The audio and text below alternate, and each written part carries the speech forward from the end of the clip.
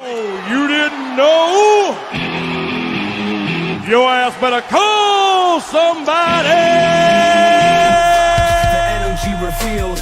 Brooklyn to Queens, reppin' both hoods. Rob and CP, keep it fire, misunderstood. Cheer 'em all loud, let the anthem flow.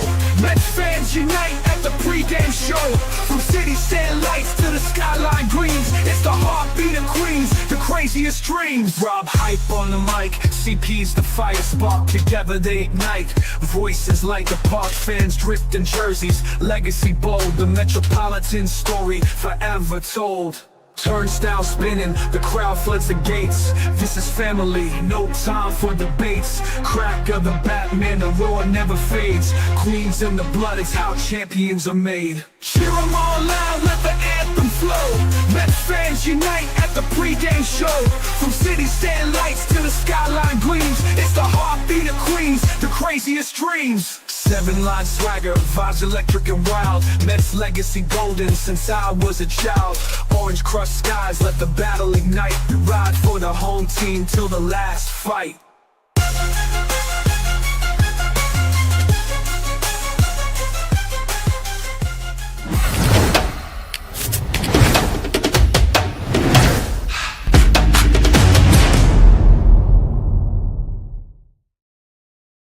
What's up, Mets fans? Welcome back to the amazing Mets pregame show right here on the channel and on X. Unfortunately, Chris couldn't make it to the pregame show, so you got to deal with me. Haha, but it's all right. We'll get through everything we need to get through as we are at another rubber game for the New York Mets for the season so far. They have a habit of doing that lately, but series wins are series wins, and you gotta take series wins as much as you can get them. Obviously, series wins means a very good sign. That's 90 plus wins at the least. So the good news is that the Mets have another chance to win another series. Poor performance from the offense yesterday, as the pitching was very good yesterday and didn't deserve any loss out of that outcome. But unfortunately, the Mets offense decided to not show up. And the one day where Alonso just, had a day that, wasn't good, the Mets couldn't do anything and couldn't pick him up. And nobody's blaming Alonso for yesterday's game at all, because somebody else needed to step up. And that's where we're going to start today, because the lineup, I know a lot of people were like, whoa, look at this lineup. Now, when you're going down the list and you're like, oh, wow, Beatty's getting another start. And then I'm looking down, I'm like, wait, third base. And then you see Acuna playing second base. This is Jeff McNeil coming back soon type of lineup. This is an opportunity for both guys to be in the lineup. Nobody's sitting on the bench. And we're going to see what we are going to get from both of these guys. This is a Jeff McNeil lineup to see who is going to be on this roster and who is not going to be on this roster when Jeff McNeil comes back. But we couldn't get Vientos out of the lineup, and I don't think Mendoza is going to do that at any point unless it gets really, really bad for Mark Vientos. But putting him at DH, which I think could benefit him, besides throwing him in the lineup, could you throw him as the DH? Maybe just let him focus on the hidden part of the game today. I think that's not a bad idea. Get his mind straight, get him on the bench, let him watch the pitcher, watch the game, and get 4 at-bats. And maybe that will help him, maybe not. I still don't like putting back-to-back guys in Brandon Nimmo and Mark Vientos, who've been basically almost zeros. Nimmo has shown a little bit more life than Vientos, but it's been basically zeros. Nimmo's the king of the solo home run, and Mark Vientos hasn't hit one yet. So you gotta have. I'm concerned about the 4-5 spot today, and that can really make or break what the Mets do offensively. To be quite honest with you, let's all say Alonso has a good day, which is very possible. If Alonso don't hit a couple of balls over the wall or a ball over the wall and guys like Lindor and Soto don't get on base for him, is Nimmo and is Vientos going to be that run producer that the Mets solely need at this point? It can't be just Alonso. Again, when your second best hitter at this point is, again, Luis Torrens, who's putting better at-bats together, even coming back from that contusion, that seems to be a problem. Now, the Mets have faced their former top prospect in JT Ginn, who was really damn good. I mean, he had all his pitches working, but the Mets did help that aspect of swinging at garbage, and they were either watching the fastball or they were swinging at more and more garbage. And again, that's kudos to JT Ginn. He did a really good job yesterday. But this isn't just about JT Ginn. Are we going to give credit to every single pitcher that is a subpar pitcher? And JT Ginn might be a very good pitcher. We don't know yet. He hasn't pitched long enough to let us know that he's going to be a very good pitcher. But for the most part, the Mets have faced mediocre pitching. And the offense still hasn't picked it up. So, it's about time for this offense to not just do it for one game and then not show up the next game. They need to have some consistency. There is no consistency with this offense. It's very inconsistent at this point. And because they're 9-5, it's not much on the radar and a lot of talking points from, just listen to WFAN. You would think the Mets are, 15-0. The way they sound on SNY or on WFAN, and a lot of talking points. It seems like, there's a good amount of fans that are talking about the offense, but when the pitching has been really good and the offense was supposed to be the driving point for this team, and they basically been the third best part of this team, that's a problem. Now, they're 9-5 despite that, and that's a great sign because when this offense does start to run on all cylinders, guess what? It's going to be very hard to beat us. And that's if the pitching, it doesn't even have to be as good as it has been. If it falls off a little bit, it's going to be fine. It is absolutely going to be fine.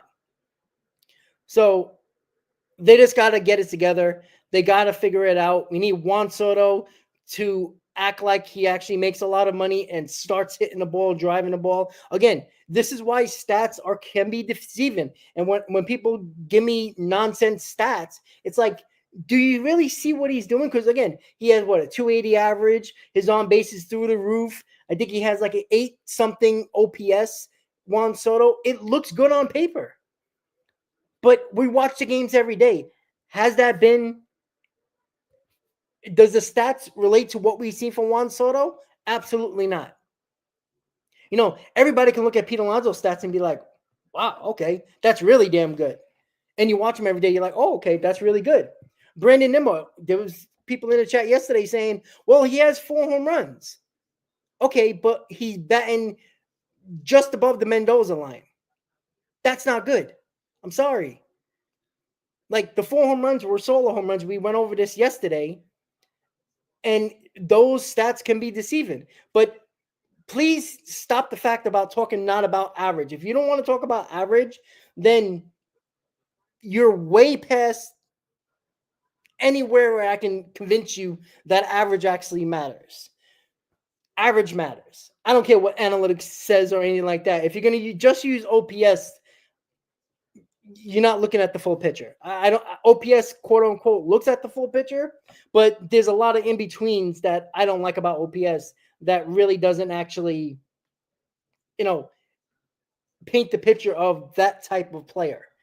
And I think average is more important than people are letting on. And I don't know why it just has been thrown out the window, because when baseball decided to say home runs are more important than anything else, and it doesn't matter if you strike out, is the stupidest concept in baseball. And I truly believe that it's nerds and Harvard graduates, and I know Stearns is one of them, but guys like that put a bunch of numbers in a computer and saying this is the perfect player, when every player is not suited for just hitting home runs. And they try to make everybody to be that when they're going through the system. And I think it's stupid. I think everybody has a unique individual game, and why not have a fully capable team that can do all sorts of things? Brandon Nimmo should be a singles doubles machine. Juan Soto should hit you between 30 and 35 home runs. That's where he's been in his career. You got to look at Pete Alonso, right? What does he need to do? He's a pure power hitter, right? You want to see that. Of course, you're going to have that home run approach. But again, even Pete Alonso went to the other side of their approach of hitting the ball hard and driving the ball, but not trying to do too much. So, good 4 home runs is, nice, and it looks nice on paper, but nobody can say Brendan Nimmo has been good. It's just silly. All right, hold on 1 second, guys. I'm gonna check the comments really quick. I'm gonna see if I can actually click on things today. So CP did say in the chat, Vientos, the DH, exclamation mark. That's Chris's opinion, and yeah, I know that kind of took us a little off guard. That came out of nowhere, but what are you gonna do? We got Stanley here. We got, of course, Ken. Let's see who else we got today. We got Robert. We got Dolo. I know we had somebody else here. Mike. Let's see who else we got. Steven. I think I said that already, but maybe I didn't. All right, guys. I know there's about 50 people in the chat right now. Only about 10 of us are talking, putting in the chat right now. Maybe some people are working. Maybe some people are just hanging out and just listening. So make sure you hit that like button, guys. And if you're new to the channel, hit that subscribe button. And don't forget to hit that subscribe button for Chris as well. True Mets Talk with CP, as he is obviously the co-host of this show, and of course he will be on the post game, so that is good. We can definitely get his opinion, obviously, of today's game and the series as a whole, and hopefully we're talking about a Mets win, and we can spam those W's as Chris loves to throw out there when we win a ball game, and it gets us hyped when he does that. All right, guys, so the lineup as a whole, Brendan Nimmo, Mark Vientos, that is my most concerning part of this lineup, only because Nimmo has been not very good. Vientos has been a complete zero. And you're putting Terens in the 6 hole because, God forbid, you put Beatty in the 6 hole. I mean, that's just, you can't put a 4-5-6 of Nimmo, Vientos, and Beatty. I mean, you can roll the ball up there and they'll probably not do well. Like, that does not look good at all.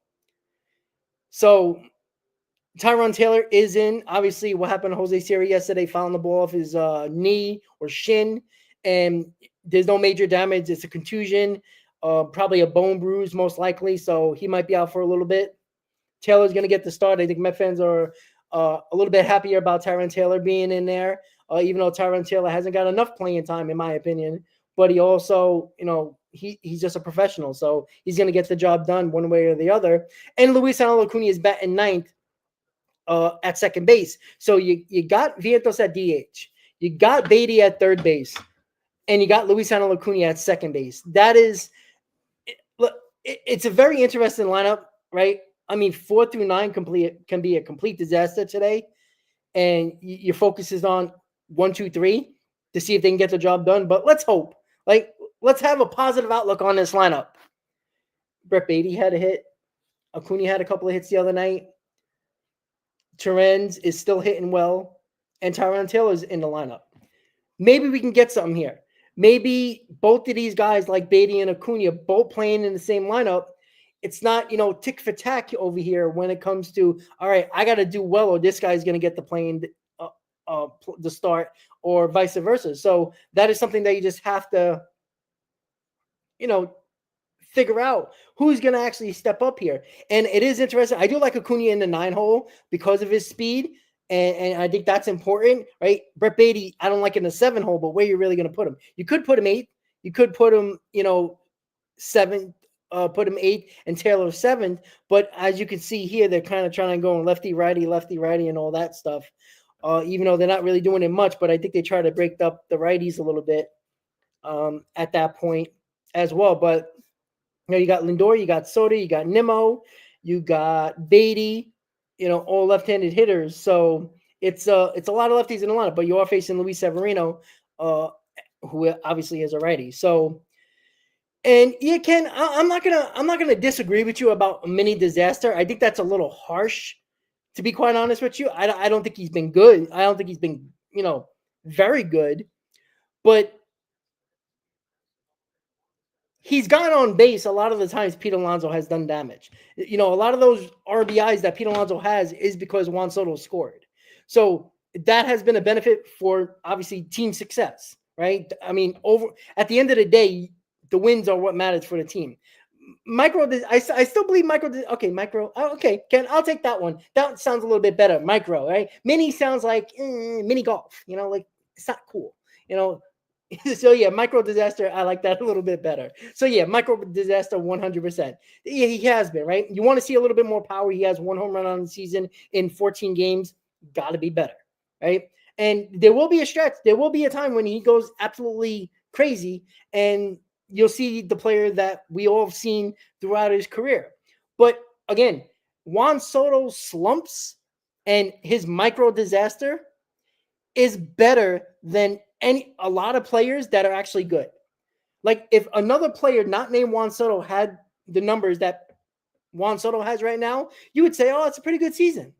But because it's Juan Soto and he's getting $765 million, it's a micro disaster, as Ken said. So it's not a terrible start. It's not a great start. It's somewhere in between, probably a little bit more on the average side. And again, you don't want Juan Soto to be average, but again, his slumping is somebody's best day. Because he'll have a couple of walks. He'll find a way to get on base once or twice because that's what he does. He'll find a way to get on. And that is the one thing that I think more players need to actually learn how to do. That's a quality and that's a trait that I think more players should learn at the plate is when you're struggling and you might be a power hitter, so you're not hitting home runs. You might be, a doubles guy that, hits for average or hits above higher average, like a 260, 270, but you're struggling. You can't hit the ball. So how do you help your team? You find a way to get on base. You take your walks and, you hit a single, a couple of singles. And that's what Juan Soto has done, right? He hasn't driven the ball much at all. I think he has a couple of doubles, but he hasn't really driven the ball. He obviously only has 1 home run. So he is okay. And what he's done has clearly benefited the RBI total of Pete Alonso because it seems like Juan Soto is always on when Pete Alonso does damage. And, Juan Soto has been running track around the bases with Pete Alonso being up. So that has been a team success that has been pretty good because if to be quite honest, the number 2 and 3 spot has been the most dynamic in this lineup. If you can't go back-to-back batters and saying that anybody else had better, Lindor has been okay, and he's been a lot better this April than he was ever as a Met. So that's a good sign. But when your 2 and 3 hitter are basically, and even Juan Soto is being more productive than everybody else in this lineup other than Pete Alonso. I mean, Juan Soto has been more productive than Francisco Lindor, in my opinion. And Francisco Lindor is probably almost even when it comes to Francisco Lindor. It's just Lindor has the better glove. So you get that defense capability as well that, kind of puts him a little bit over Juan Soto. But the 2-3 hole in Juan Soto and Pete Alonso has been a dynamic duo, right? And there's going to be a time when it might reverse, where Juan Soto's driving in the runs and Pete Alonso's getting on base, even though Juan Soto is batting 2 right now. It might be Lindor Soto. It might be, hopefully, at some point, Alonso Nimmo, Alonso Vientos. Let's just hope. But I don't really think that if this is the bad Juan Soto, then there's good things to come. And I think anybody should take this bad Juan Soto than a bad Juan Soto like Brandon Nimmo, like Mark Vientos, who don't do anything else at this point, except if they don't hit a home run, they're basically zeros. So at the very least, Juan Soto is not a zero. He's just not living up at the moment to the dollar sign. That's obvious. But yeah, Daniel, I agree with you guys. I agree Brandon Nimmo shouldn't be in the cleanup spot, but who are you putting there? That is the problem. This is the problem with the lineup when you got Francisco Lindor, who you're not moving out of the leadoff spot, who's Juan Soto, who his bad start of the season is a perfect number 2 hitter. A guy who gets on base for the run producers. We can't help. Alonso can't help that he's the only one doing this in the 3 hole and nobody else behind him. Again, where are you putting Brandon Nimmo? Because somebody's got to be cleaned up. Right now, 4, 5, 6, 7, 8, 9. Who are you putting in the cleanup spot? Is anybody worthy of being in a cleanup spot? Vientos isn't at this point. What are you going to do? Put Luis Torrens there? He's hitting better than everybody from 5 through 9. So what are you going to put Luis Torrens there? You're not going to do that. That's the problem with this lineup. And again, it's not I don't think it's completely hurting the team because, again, the best 2 spots for Brandon Nimmo is leadoff and the 2-hole. That's not happening in this lineup. So that is the issue. And that, yeah, well, Ken, that's the point, right? Even if, I mean, these are the guys you're going to see in the lineup anyway, regardless of what position they're playing. There's nowhere to put Brandon Nimmo. The only thing that I can think of is you swap Juan Soto to number 3, put Nimmo at 2, and put Alonso at cleanup. But why do you want to move Pete Alonso when he's been dynamic in that 3 spot? Why move the guy who's been the best hitter on your team? That makes no sense. I'm not doing that. But it makes sense overall to try to get other guys going, but you also might hurt Pete Alonso in that process, right? Maybe that 4 spot might put, maybe it won't. Maybe Mendoza will do it at some point. But you see he's trying to do whatever he can after the number 5 spot. He's trying to, put Vientos at DH, put Beatty at 3rd, Acuna at 2nd, Taylor in center field. So he's trying different things without messing with the top 3. And again, the top 3 have been fine. Haven't been, elite, all 3 of the guys together. But Lindor has been fine. Juan Soto, even though the money doesn't, look like the player that he is right now. But right now, Juan Soto's the perfect number 2 hitter because he does what a 2 hitter is supposed to do traditionally in baseball. All right. I can care less that Aaron Judge bats 2nd. Okay. I can care less that the best power hitter or the best player in baseball in the regular season is batting 2nd. I think it's always stupid. But again, not my team, not my problem. Juan Soto right now is the perfect number 2 hitter. He does everything a 2 hitter is supposed to do. He's been hitting a bunch of singles. He's been getting on base. Again, that is a bad Juan Soto. A bad Juan Soto is a great number 2 hitter. So, you're getting a great number 2 hitter, but it is Juan Soto, so you need more. So, again, it's a give or take at this point, and it's unfortunate. But, again, if Vientos was hitting, I think they can do more with this lineup, right? Brandon Nimmo will be batting 5th, which is the only other spot I think they're going to put him at this point, unless they do a massive change. But, again, you're going to have to move Alonso out of the spot where he's been outstanding. And I don't know if I want to mess with that right now. So, it's a give or take at this point. You just hope Vientos starts hitting so you can get Nimmo out of that cleanup spot because that cleanup spot is made for Vientos. So I don't know how else to put it because it's an unfortunate situation. The only stupid thing that I could think of is put Brandon Nimmo batting 9th because that kind of makes sense. But they're not doing that. So Brandon Nimmo is just stuck in that cleanup spot until Mark Vientos hopefully wakes up. Because if he doesn't, let's be quite honest, guys, we are 9-5, but that's a dangerous game to play. If you don't get Vientos going and Nimmo is going to just truck along, and yeah, he'll hit his 20 home runs and everybody gets excited, but he'll bat 230. Like that doesn't do anything for me. I'm sorry. If you're a 230 hitter, and Nimmo is basically that now, you got to hit 25 plus home runs. And if Brandon Nimmo's not hitting 25 plus home runs, what does he do well then?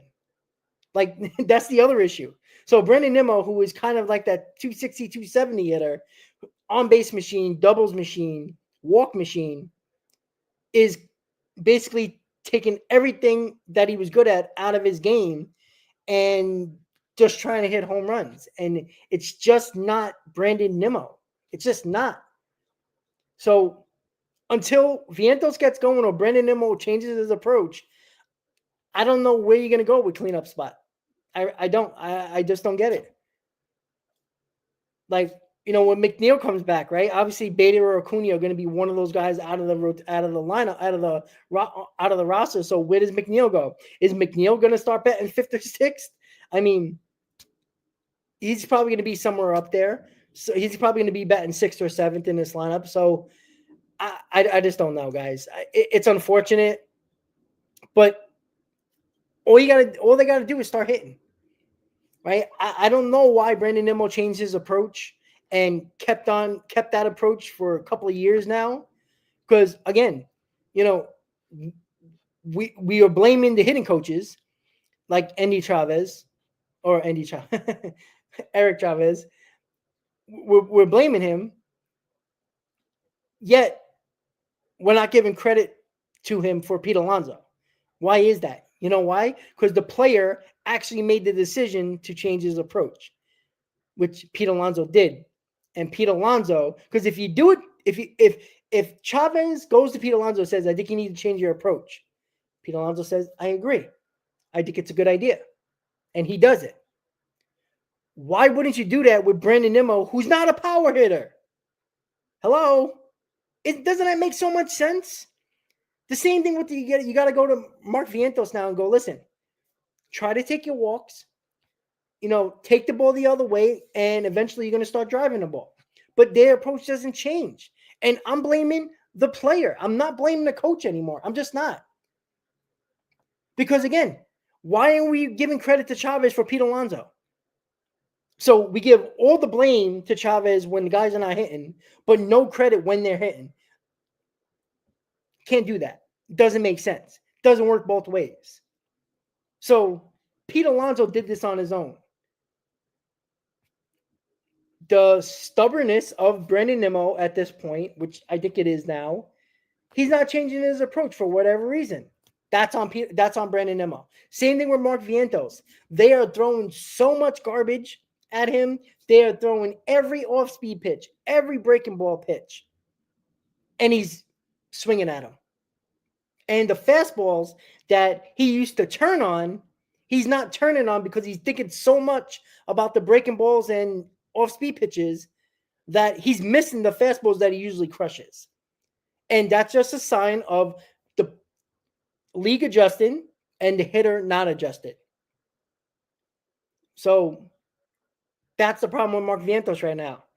And we can talk about the sophomore slump all you want. It comes down to adjusting to what the league is doing to you. It always takes a full year. Why that happens, I spoke about this yesterday. Why the adjustment from a league, pitching-wise, adjust to a hitter takes basically a full year, I don't know. Because I think they look at just individual stats and individual analytics throughout the season, and it mostly stays the same, right? Vientos was just hitting balls everywhere. He was going opposite field, taking his hits. Vientos is a totally different player right now. And again, it comes back to adjusting. They found a weakness, and they're exploiting it. You become a sustainable major leaguer when you adjust to what the pitchers are adjusting to. If he doesn't do that, he won't be long for the major leagues. Sorry to say, that's a fact. That is called Major League Baseball. Some make it, some do. Do I think Vientos has it in him to continue? I'm not going to say as successful as last year, but be very good. I think so. But he also got to prove it. Because third base is by no means his for the taking and his for, the foreseeable future. Like, it can easily be taken by a Jet Williams. It can be easily taken when Ronnie Mauricio comes back. Like, that could happen. So Vientos better get it together, because you can't have a zero at the cleanup spot and at the 5th spot with Mark Vientos and Brandon Nimmo. You are going to continue. You're going to start losing games because of the offense. When the pitching, again, has been great. But we know how pitching works. They're going to go through a little bit of a lull. Nothing crazy. They can still be good, but they might give up a little bit more. And if the offense is scoring basically 3.5 runs per game, you're going to have a hard time winning ball games.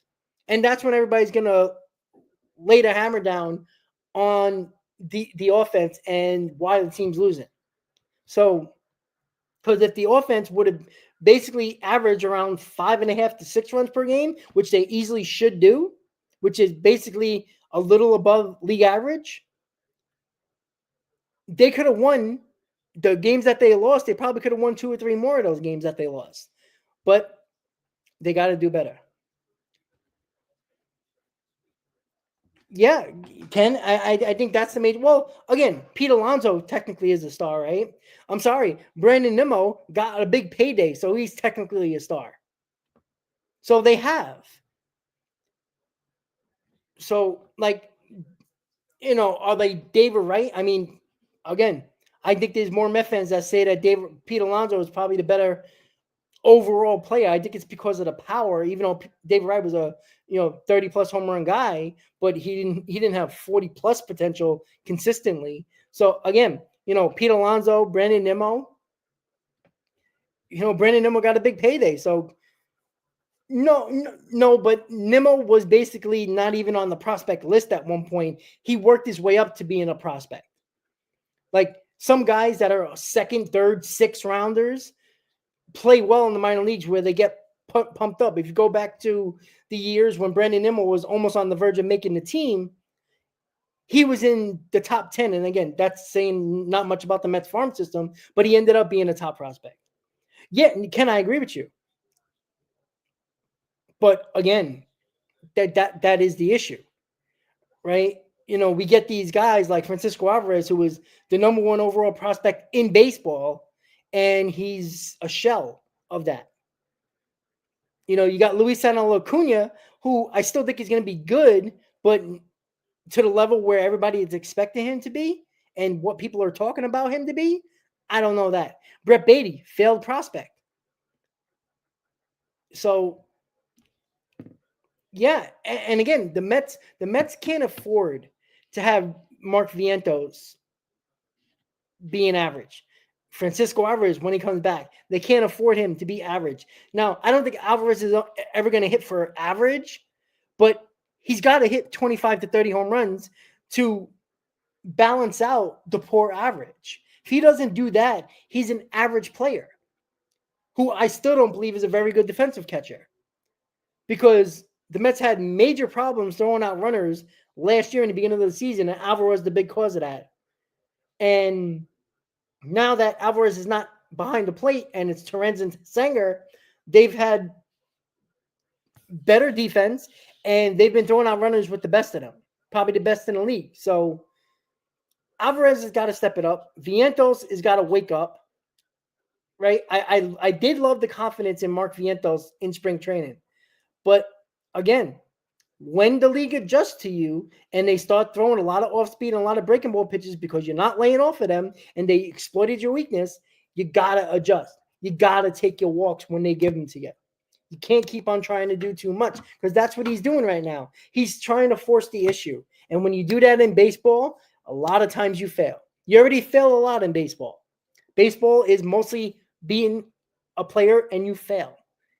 Even though a good players fail more often than not. You just have to be better. And by no means do I think that Vientos has a lock on that third base job. There's a pretty good chance if Mauricio comes back and he's healthy and he's going to be coming back fairly shortly playing in the minors, if he's hitting and he's the Mauricio that we've seen prior to getting injured, Vientos better look over his shoulder if he's playing bad, because there is no doubt in my mind that they will turn to Mauricio. Stearns has done this before. He did it to Beatty. If you're not performing, there is somebody in that farm system that is going to take your spot and give them the opportunity. And I would not be shocked if David Stearns does that. So we shall see. So today we have Kodai Senga on the mound. What are we going to get from Kodai Senga, right? He has a 1.80 ERA. He didn't have a great, I didn't like his start last week or last outing. He couldn't get that ghost fork. The Marlins weren't fishing, no pun intended. They weren't fishing at it. They weren't going after it at all. And he was walking a few guys. He had issue with control over that pitch, and they were hitting that fastball. Now, overall, he didn't pitch bad, but again, Kodai Senga, with the stuff he has, needs to be better, right? Can you give me a David Peterson start like yesterday? Because David Peterson didn't deserve to lose yesterday. Yeah, he gave up 7 hits, but not much. it was a really good start. Can Kodai Senga or taking him out at 77 pitches is a joke. But I think Mendoza tried to prevent more damage from happening from Kodai Senga from against the Marlins, and he took him out. Could we see Kodai Senga go 90 pitches? Like, what is stopping him from going 90 pitches? Like, at some point, you got to stop babying Kodai Senga. You have to. Right? He hasn't pitched, quote unquote, terrible, but this guy was considered the ace of our staff. Right? That was the whole thing, right? Kodai Senga is our ace. Well, there should be more people talking about it. Because, again, right now he's basically going every fifth day at this point because there's no days off. So he's going to get 3 starts when he has 4 days of rest and pitching on the 5th day. Can he do that? Because, again, hasn't done that at all. 2023, look at the time he pitched. He pitched every 6th day, sometimes even every 7th day. The Mets manipulated his days of pitching so much that he was getting basically a week off before he pitched. You can't do that when you're trying to win games. You can't manipulate it the way you want to help Kodai Senga along pitching once a week. It's tough. So in 2023, the Mets were basically out of it from basically June, May, late May, early June. So you could do that. 2024, we have no clue because he was hurt. This year, right now, the Mets have to go to a 5-man rotation for them until further notice, until one of the guys come back in Minaya or Montaz. But he's again, no off days over the next 3 series. He's going to pitch 3 times. Now, obviously, weather can put a factor in an off day if there's a delay or a postponement. But he is going to get tested because the next 3 starts, starting today, is going to be every 5th day. 4 days of rest and pitching on the 5th day. Can he do it? Now, health-wise, I think he can. Can he be consistently good doing that? I mean, I haven't checked the numbers, but has there been a time since he's been a Met that he's pitched 3 times in a row on 4 days of rest and pitching on the 5th day? That would be interesting. I would have to look at those numbers. I did not. And I'm not going to say either it's this way or the other because it's not fair to Kodai Senga if I'm wrong. So, but he's going to get the opportunity now. And other than David Peterson, who's given you 6 innings, the only pitcher that has done it twice, nobody else has done it. It would be nice for Kodai Senga to get it going a little bit more, right? He potentially has the best stuff out of everybody, right? With that ghost fork, if all the pitches are working, I think Kodai Senga has the best stuff out of this entire rotation.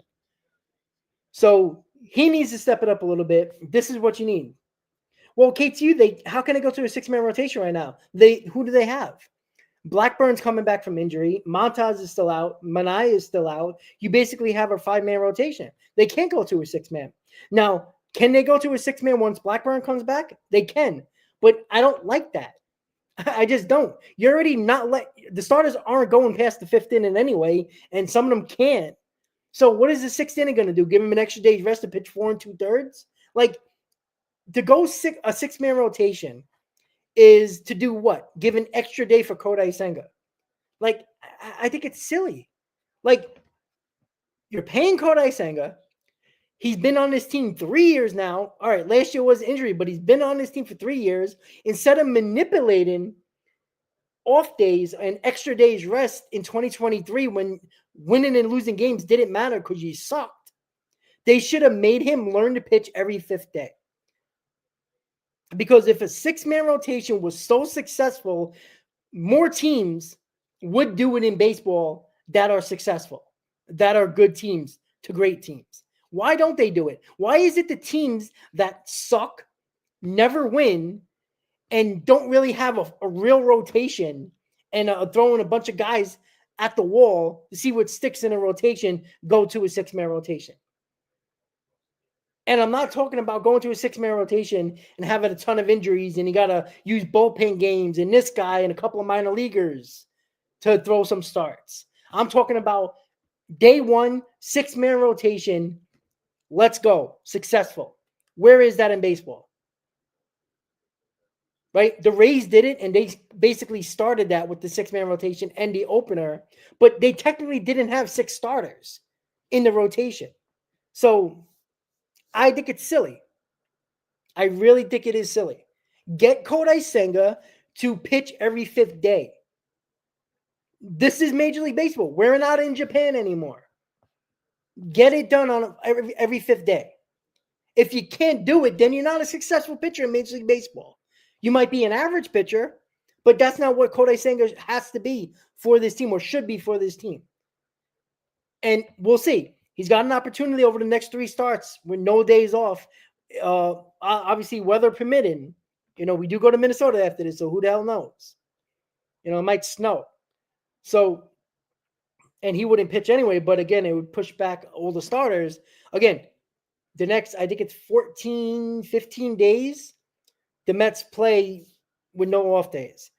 This is the test for Kodai Senga to pitch and pitch well in the next 3 starts where he's going to get 4 days rest and 5 days, 4 days rest and the 5th day pitching. So we will see. But the New York Mets play a rubber game today against the Athletics, or as I like to call them, the Oakland, Sacramento, Las Vegas Athletics that play in Sacramento.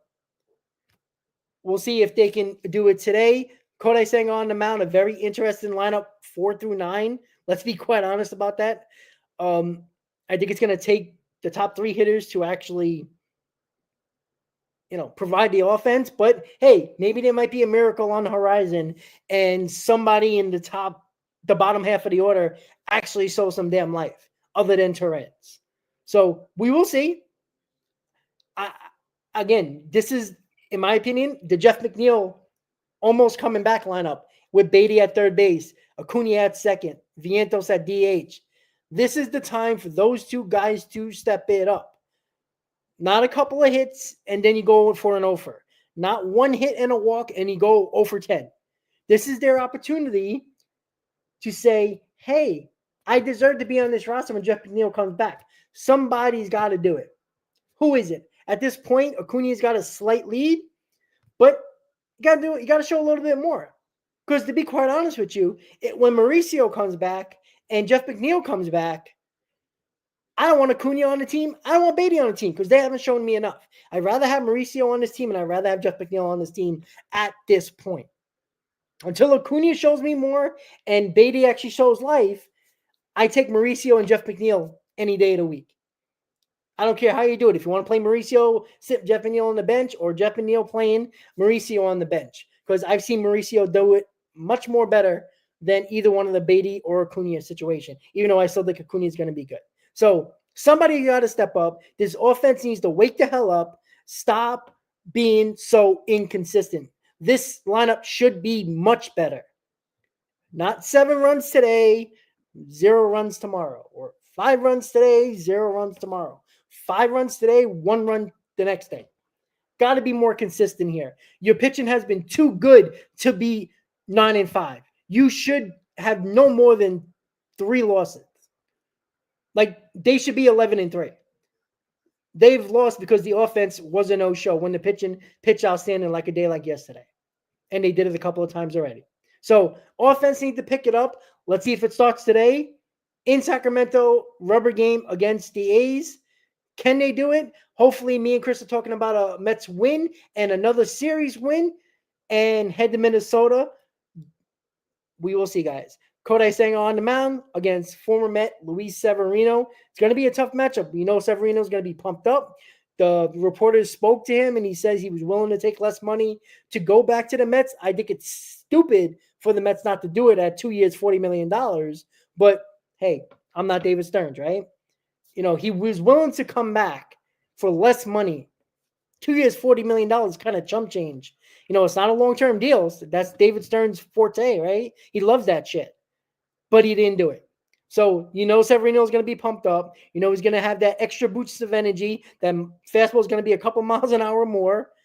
So the Mets got a tough game today against Luis Severino. You hope Kodai Senga pitches well, and you hope Luis Severino, doesn't have a good day.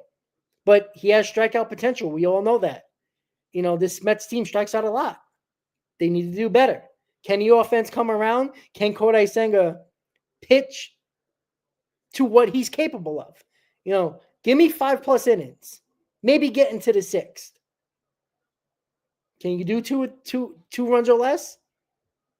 Let's see if we can do it, guys. So I'll see you later today on the post-game show with Chris whenever the game is over, sometime around 6:45 to 7 o'clock. Hopefully we're talking about a New York Mets win. Enjoy the game, guys. Let's go, Mets. And we'll see you later today on the post-game show with me and Chris, guys. Have a good day, guys. Enjoy the game.